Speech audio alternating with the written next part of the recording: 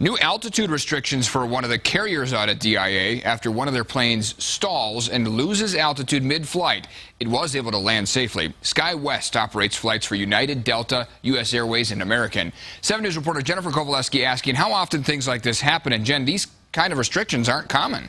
Eric, it is a very unusual approach for the FAA, essentially limiting how high and fast an airline can fly. But aviation experts say it all comes down to safety. I think this is the first time I've heard of it. Metro State aviation expert Kevin Coleman says the FAA is slapping some pretty significant restrictions on Skywest Airlines. They're setting a minimum speed and a maximum altitude to keep them in an area where the aircraft will respond a little bit better to their inputs.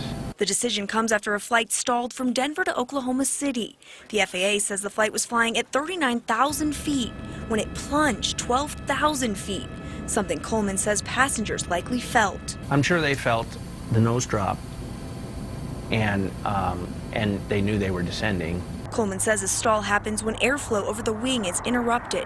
Extremely uncommon. You don't see it very much. We took a ride with Coleman on a flight simulator similar to the jet that stalled. Better and better. He took the plane up to 39,000 feet. As it begins to stall, you can hear the warning and see the nose of the plane take a dive. When an aircraft stalls, you're not in total control of that aircraft. Which is why Coleman says the restrictions are all about safety. Nobody wants to be on an airplane under those conditions, even if it's just for a few seconds. Now, Skywest has called the FAA decision a head-scratcher, saying their plane didn't stall, but experienced a slow speed event. It hopes the FAA will lift the restrictions after it fully analyzes the data. Live in the newsroom, Jennifer Kovaleski, 7 News.